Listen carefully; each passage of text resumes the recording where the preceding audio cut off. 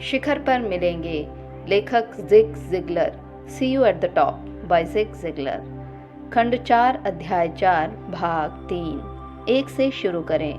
किसी भी उस व्यक्ति के लिए जिसने कुछ महत्वपूर्ण करने हेतु कभी एक भी ध्येय निर्धारित नहीं किया, जीवन के सभी क्षेत्रों में ध्येय भाव विह्वल करने वाले हो सकते हैं। ये सुनिश्चित करने के लिए कि हम आपको भाव विह्वल ना कर दें, आइए हम जज ज़िगलर द्वारा अपने सेमिनारों में सेल्स के लोगों को दी जाने वाली सलाह पर गौर करें। यदि आपने पहले कभी ध्येय निर्धारित नहीं किए हैं तो मेरा आपको सुझाव है कि आप किसी एक निकट दूरी के ध्येय से शुरुआत करें। अपना अब तक का सर्वोत्तम माह चुनें, उसमें 10% और जोड़ें एवं उसे अपना एक माह का ध्येय बना दें। इस माह के दौरान अपना सर्वोत्तम दिन लें, उसे लिखकर अपने सामने रखें। उस सर्वोत्तम दिन के नीचे अपने एक माह के ध्येय को पाने के लिए आवश्यक प्रतिदिन के औसत को लिखें। आपके औसत दिन का लक्ष्य आपके सर्वोत्तम दिन की उपलब्धि से इतना छोटा होगा कि आप पूरी तरह विश्वस्त हो जाएंगे कि अपने एक माह के ध्येय तक पहुंच सकते हैं। माह के अंत में यदि आप अपने ध्येय पर पहुंच जाते हैं तो फिर आपको अपनी तिमाही ध्येय निर्धारित करनी चाहिए, अन्यथा मासिक ध्येय दोबारा निर्धारित करें। ये महत्वपूर्ण है कि दूसरे ध्येय की ओर बढ़ने से पहले आप पहले वाले ध्येय तक पहुंच जाएं। अपने मासिक ध्येय को पा लेने के बाद उस 3 से गुणा करें और अपने तिमाही ध्येय हेतु उसमें 10% जोड़ें। इस बार बिक्री के सर्वोत्तम सप्ताह को अपने सामने रखें। तिमाही को 13 खंडों में विभाजित करें और अपने त्रैमासिक लक्ष्यों को पाने के लिए हर हफ्ते के औसत को अपने सामने रखें। आपके सप्ताह का औसत लक्ष्य आपके सर्वोत्तम सप्ताह की बिक्री से काफी कम होगा, परंतु औसत को बनाए रखने से आप अपने लक्ष्य पर पहुंच जाएंगे। लक्ष्य प्राप्ति वाली तिमाही के बाद आप अपने तिमाही परिणामों को लेकर उसे 4 से गुणा करके एवं 10% जोड़कर आप अपने वार्षिक लक्ष्यों को निर्धारित करने की अवस्था में होंगे। ये 10% वाली प्रणाली तर्कसंगत है और वहां तक पहुंचा जा सकता है, परंतु इसकी अटलता से आपको पर्याप्त बढ़ोतरी हासिल होगी। मूल प्रणाली पहले जैसा ही है। आपका सर्वोत्तम बिक्री वाला महीना लें, इसे एक कार्ड पर मोटा मोटा लिख लें, फिर आपके अपने वार्षिक लक्ष्य तक पहुंचने के लिए हर महीने की जाने वाली औसत बिक्री की गणना करें। इससे व्यापार में पर्याप्त वृद्धि होगी और फिर भी मासिक औसत आपके सर्वोत्तम माह से इतना कम होगा कि आप में विश्वास रहेगा कि आप इस कार्य को कर सकते हैं। मैं इस बात को जानता हूं कि कुछ परिस्थितियां ऐसी होती हैं जिन पर आपका कोई नियंत्रण नहीं होता। उदाहरण के लिए खिलौने, तैराकी की पोशाकें, नर्सरी, लॉन फर्नीचर का व्यापार आदि बहुत हद तक मौसमी यानी सीजनल होते हैं। वे बदलाव जिन पर आपका कोई नियंत्रण नहीं है, उनकी भरपाई करने के लिए आपको कुछ तालमेल बिठाने होंगे। एक बार जब आपने अपने आप से वादा कर लिया तो आप पाएंगे कि बहुत से सीजनल बिजनेस उतने सीजनल नहीं हैं जितना कि आप सोचते थे, और मंदी के दिनों में आप पहले से कहीं अधिक व्यापार कर रहे होंगे। पहली तिमाही के चालू रहते हुए ही आप जीवन के अन्य क्षेत्रों में भी ध्येय निर्धारित करने हेतु प्रेरित हो जाएंगे। सफलता से सफलता पैदा होती है, इसलिए शुरुआत कर देना सफलता की दिशा में पहला कदम है। अपने ध्येयों पर पहुंचने के लिए दरवाजों के ताले खोलना। अपने ध्येयों पर पहुंचने के लिए आपको हॉडिनी की कहानी को समझना चाहिए। हॉडिनी एक कुशल जादूगर होने के साथ साथ ताला खोलने में निपुण था। वो शेख ही बघारा करता था कि वो विश्व की किसी भी जेल की कोठरी से 1 घंटे से भी कम समय में भाग सकता है, बशर्ते कि उसे जेल की कोठरी में अपने कपड़े पहने हुए जाने दिया जाए। ब्रिटिश आइल्स के एक छोटे से कस्बे में एक नई जेल का निर्माण हुआ था, जिस पर उन्हें बहुत गर्व था। उन्होंने हॉडिनी को चुनौती देते हुए कहा, आओ जरा हमें कोशिश करके दिखाओ। हॉडिनी को प्रचार और धन से प्यार था, अतः उसने वो चुनौती स्वीकार कर ली। जब तक कि वो वहां पहुंचता, लोगों पर उत्तेजना का बुखार चढ़ा हुआ था। वो गौरवपूर्ण तरीके से कस्बे में आया और जेल की कोठरी के अंदर चला गया। जब दरवाजा बंद किया जा रहा था तो उसमें से विश्वास टपक रहा था। हॉडिनी ने अपना कोट उतारा और काम करना शुरू कर दिया। वो अपनी बेल्ट में 10 इंच का लचीला, सख्त एवं मजबूत स्टील का टुकड़ा छिपाए रहता था, जिसे वो ताला खोलने के लिए प्रयोग में लाता था। 30 मिनट के बाद उसके विश्वास के हाव भाव गायब हो गए। 1 घंटे बाद तो पसीने से तरबतर हो गया। 2 घंटे बाद जब दरवाजा खोला गया तो हॉडिनी उससे टिका हुआ लगभग ढेर हुआ पड़ा था। आपको मालूम है कि वो दरवाजा कभी बंद ही नहीं किया गया था, सिवाय उसके अपने दिमाग में, जिसने मान लिया था कि वो इतनी मजबूती से बंद किया गया था जैसे हजारों ताले बनाने वालों ने अपने सर्वोत्तम ताले उस पर लगा दिए हों। एक हल्का सा धक्का लगाकर हॉर्डनी उस दरवाजे को आसानी से खोल सकता था। कई बार आपके अवसर के द्वार को खोलने के लिए उसे बस जरा सा और धकेलने की जरूरत होती है। जीवन के खेल में आप पाएंगे कि जैसे ही आप अपने ध्येय निर्धारित करते हैं और अपने दिमाग पर लगा ताला खोल देते हैं तो संसार आपके लिए अपने वैभव एवं पुरस्कारों का ताला खोल देता है। अधिकांश तालाबंद दरवाजे आपके दिमाग में होते हैं। ओह, मुझे कहना चाहिए था कि आपके दिमाग में होते थे, क्योंकि आप पृष्ठ दर पृष्ठ अपने आप को और विस्तार से खोलते जा रहे हैं, है ना? मक्खी प्रशिक्षण प्रमाण पत्र, डल्लास टेक्सास। इसे ठीक से पढ़ें, ये कहानी बताने के लिए है। समस्त विश्व को ज्ञात हो कि अपना नाम एक पूर्ण रूप से योग्य समर्पित मक्खी प्रशिक्षक है। जाल से बाहर कूदकर और उकड़ू स्थिति में बैठे रहने को इनकार करके वो इस विश्व में उपलब्ध अधिकार व सुविधाओं का अर्जन कर रहा है। मक्खी प्रशिक्षक वे लोग हैं जो अपने अंदर से संचालित होते हैं और स्नायुप्स नहीं हैं। Susceptible to negative influence of other. उन्होंने अपनी निजी हदें हटा दी हैं और दूसरों को भी यही करना सिखा रहे हैं। मक्खी प्रशिक्षक ईमानदारी, प्रेम, चरित्र, एक निष्ठा, विश्वास व सत्यनिष्ठा पर निर्मित पूर्ण सफलता और एक संतुलित जीवन की तलाश करते हैं। वे जानते हैं कि समर्पित प्रयास अपने आप में पुरस्कार है और ये भी जानते हैं कि आप अपने उद्देश्य को प्राप्त करके जो पाते हैं वो इतना महत्वपूर्ण नहीं है जितना वो जो आप अपने उद्देश्य को प्राप्त करके हो जाते हैं। अपना नाम इस ज्ञान के साथ ऊपर चढ़ रहा है कि वो ही सबसे ऊंचा चढ़ता है जो किसी दूसरे को ऊपर चढ़ने में मदद करता है। पहुंचता हुआ देखिए, मेजर नेस्मेट हर सप्ताह के आखिरी दिन पर गोल्फ खेलते जाते थे।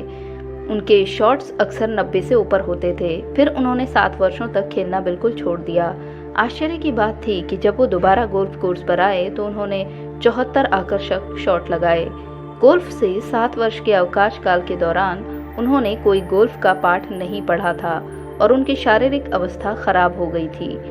सच तो ये है कि उन्होंने वे 7 वर्ष लगभग 4.5 फुट ऊंचे और 5 फुट से जरा से लंबे पिंजरे में काटे। वे उत्तरी वियतनाम में युद्ध कैदी थे। उनकी कहानी दर्शाती है कि यदि हम मंजिल पर पहुंचना चाहते हैं और जीवन में अपने ध्येय हासिल करना चाहते हैं तो हमें खुद को अपनी मंजिल पर पहुंचते हुए देखना चाहिए।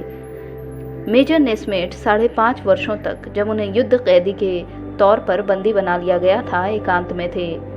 उन्होंने किसी को देखा नहीं, किसी से बात नहीं की और वे सामान्य शारीरिक गतिविधियों की दिनचर्या को करने में भी असमर्थ थे। शुरू के कुछ महीनों में उन्होंने एक तरह से कुछ नहीं किया सिवाय अपनी मुक्ति के लिए आशा और प्रार्थना के।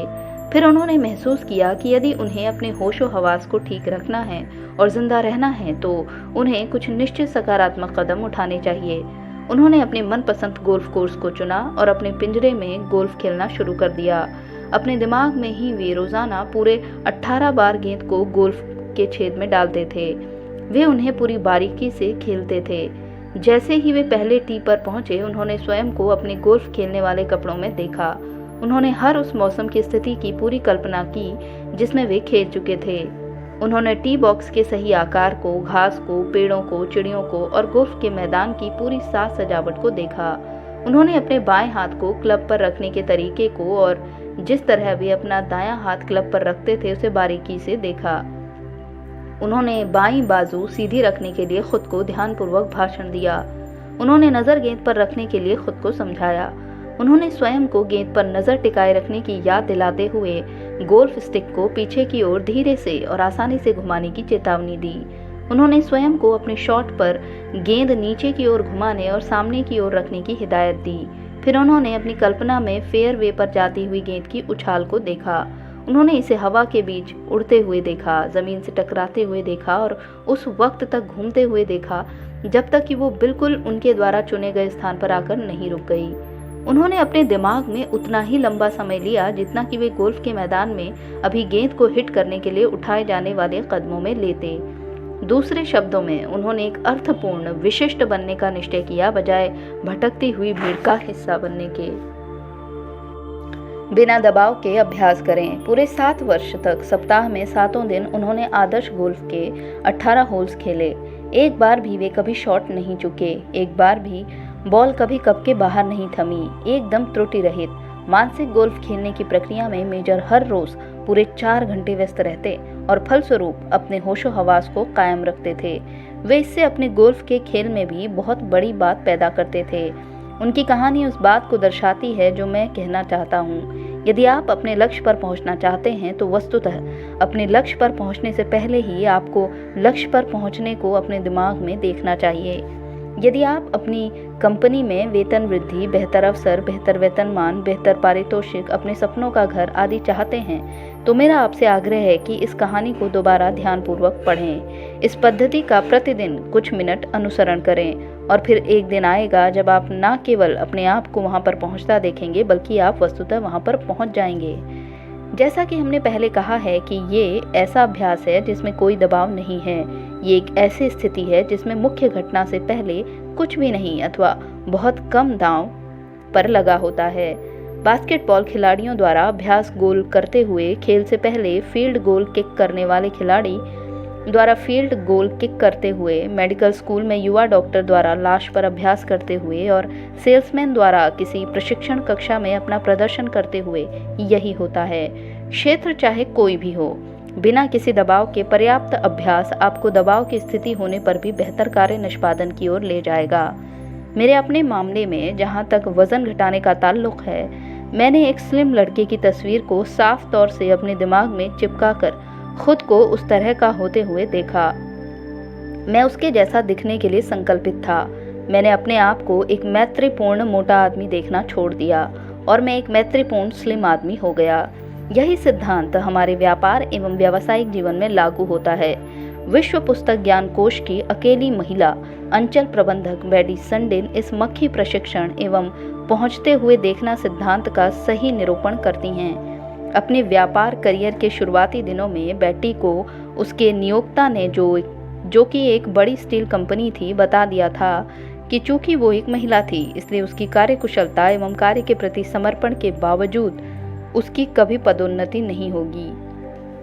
उस व्यक्ति के लिए जिसकी नियति जार से बाहर कूदना थी, ये स्वीकार्य नहीं था। अतः बिना किसी दुर्भावना के परंतु बिना हिचकिचाहट या अफसोस के उसने त्यागपत्र दे दिया। बेटी ने अपनी मां के द्वारा अखबार के उस विज्ञापन को, जो कि उसका जीवन बदलने वाला था, देखने से पहले 2 वर्ष तक अमेरिका के गर्ल स्काउट्स के साथ काम किया। ये विज्ञापन अच्छे चरित्र वाले उस व्यक्ति के लिए था जो कार्य करने में महत्वाकांक्षी हो और ये फील्ड एंटरप्राइजेस के मार्शल फील्ड द्वारा दिया गया था। बेटी ने विज्ञापन का जवाब दिया और इस बारे में कई बार डांवाडोल होने के बाद वो विश्व पुस्तक ज्ञान कोश को बेचने का प्रशिक्षण लेने के लिए सहमत हो गई। उसने जोर जोर से शुरुआत की और व्यापार के हर पहलू में कामयाब रही। वो 1960 में शाखा प्रबंधक हो गई। उस समय बेटी की उससे ऊंचे जाने की कोई महत्वाकांक्षा नहीं थी। उसकी आमदनी बहुत अच्छी थी। हर रात को घर आ जाती थी, वही कर रही थी जो उसे भाता था, अवसर बांटना और लोगों का निर्माण करना। और वो नहीं चाहती थी कि घर से, दफ्तर से बाहर जाकर काम करे और सड़कें नापती फिरे। 1974 में जब कंपनी में अपनी फील्ड के लोगों का पुनर्गठन किया उसने और अंचल के उपाध्यक्ष के पद को फील्ड का पद बना दिया, तो बेटी के ध्येय बदल गए। इससे बेटी को स्फूर्ति मिली क्योंकि इसका मतलब था कि वो कम यात्रा करके भी फील्ड में काम कर सकती थी। उसने अंचल प्रबंधक के पद को, जो कि अंचल के उपाध्यक्ष का पद होता है, अपना अचूक लक्ष्य बना लिया। कोई भी अन्य अंचल नहीं बल्कि अंचल 5, जो कि मध्य पश्चिमी अंचल था। 1 वर्ष से भी कम समय के उपरांत तो उसने वो पद प्राप्त कर लिया जिसे उसने अपना लक्ष्य बनाया था। बेटी संडेन 2 चीज़ों की ओर संकेत करती हैं जो विशेष रूप से महत्वपूर्ण हैं। वो जीवन से कम तनाव और अधिक विश्वास से निपटती हैं क्योंकि वो अपने हाथ को उसके हाथ में दिए रहती है जो विश्व पर शासन करता है। साथ ही हर एक मामले में इससे पहले कि उसे अगला पद मिले वो खुद को उस पद पर देखती थी। वो इस बात पर जोर देती है कि वो 15 वर्षों तक शाखा प्रबंधक रही क्योंकि उसने अपने आप को एक शाखा प्रबंधक के रूप में देखा, न कि एक अंचल प्रबंधक के रूप में। खुद को अंचल प्रबंधक के रूप में देखने के बाद वो एक अंचल प्रबंधक हो गई। हाँ, आपको कहीं पहुंचने से पहले खुद को वहां पहुंचता हुआ देखना चाहिए।